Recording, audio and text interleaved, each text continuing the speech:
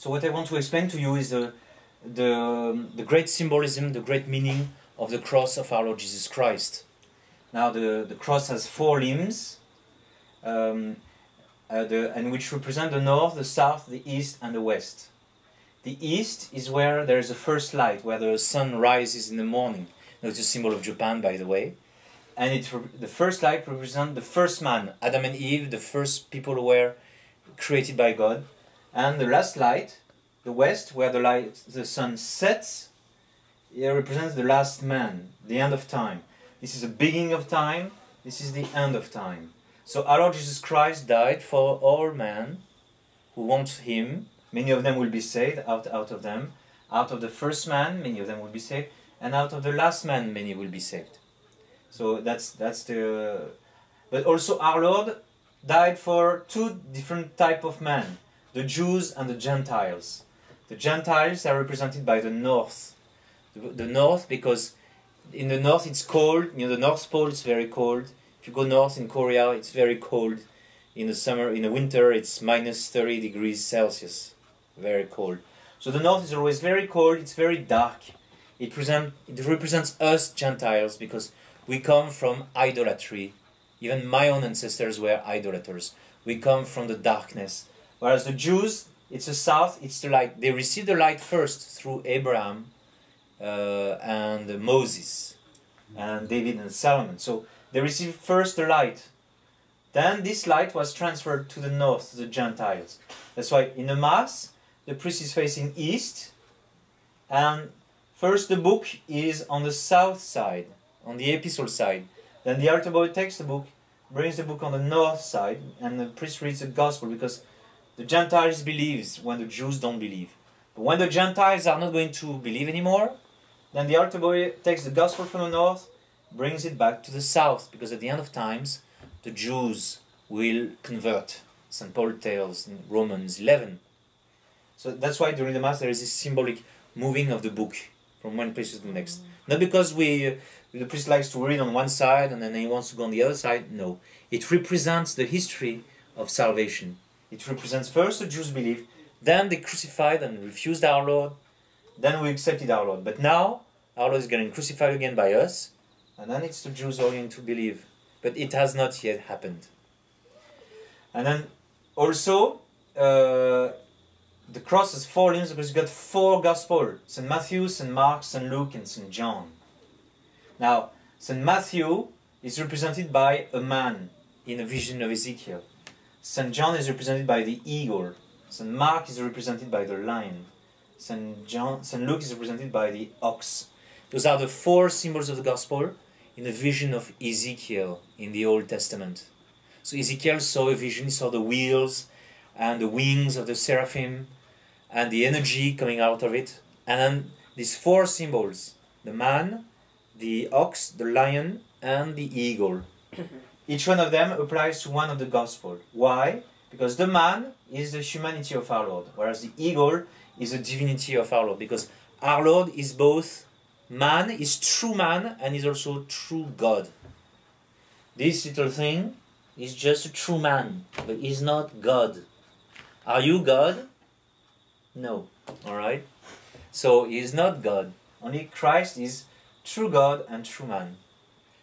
And also, the lion is strength. It refers to the resurrection of our Lord.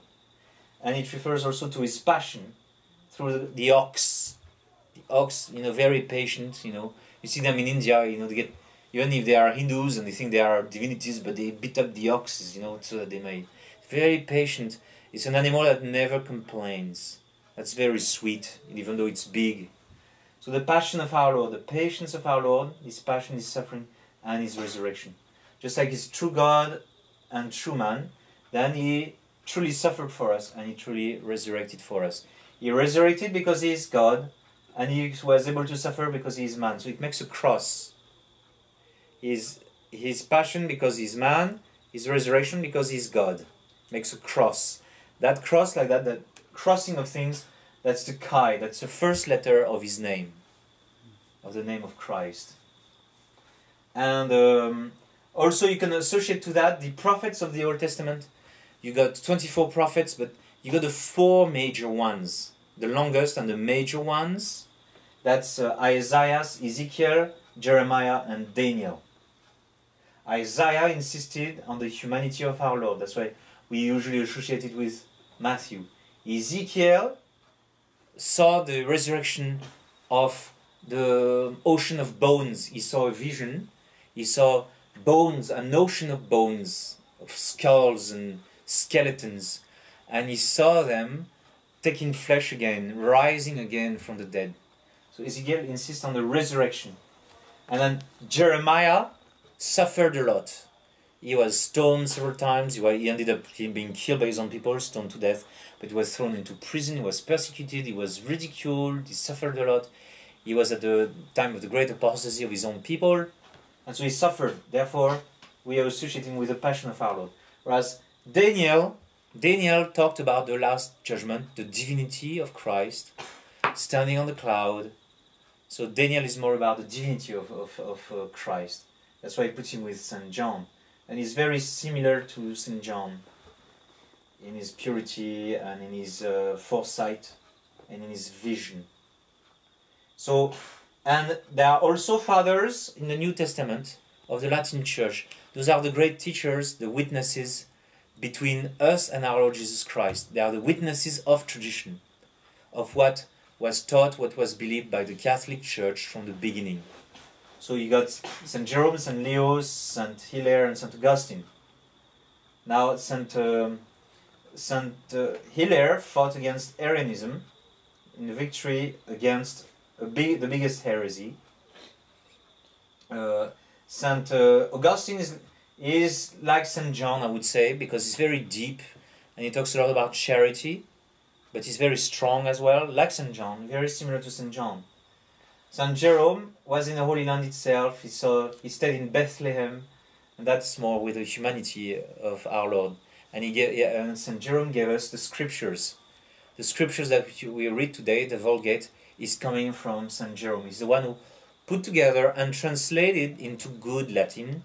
Then all this was translated after that in Japanese. But St. Jerome, helped to put together the scriptures. And St. Leo is the one who defeated the Huns, the invaders, the barbarians, and also great teachings also in St. Leo. These are the four main fathers of the Church. So very often it comes in fours, and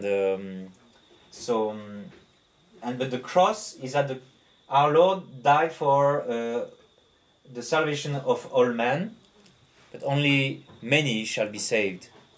Many from the Orient, from the East, from the first man to the last man, and many among the Gentiles, amongst us, and amongst the Jews. So that's the basics. Why did our Lord choose to die on a cross-shaped instrument? Why did he choose the cross? One of the reasons is for all these explanations. So it's nice to see that you are wearing the cross. That's the meaning of the cross. Also, he died on the cross, of course, because it's very painful. It's a terrible death. It's a death by exposure, especially. But in the case of our Lord, he died on the cross because of the loss of blood. But also, it combines all forms of death: death by thirst, and death by the shock of being crucified. And the cross was a type of death reserved for the slaves. Even in Japan, they would use crosses for capital punishment, because it's the most painful type of death. And that's why our Lord chose also to die on the cross for us. That's why the Mass emphasizes the sacrifice of the cross, that the Mass is a sacrifice of the cross. It's not a party, it's something very serious. And just like Christ was on the cross and he was silent, and there are silent times during the Mass. Even when we sing the Mass, there are silent times during the Mass. Alright. No questions? No. Okay.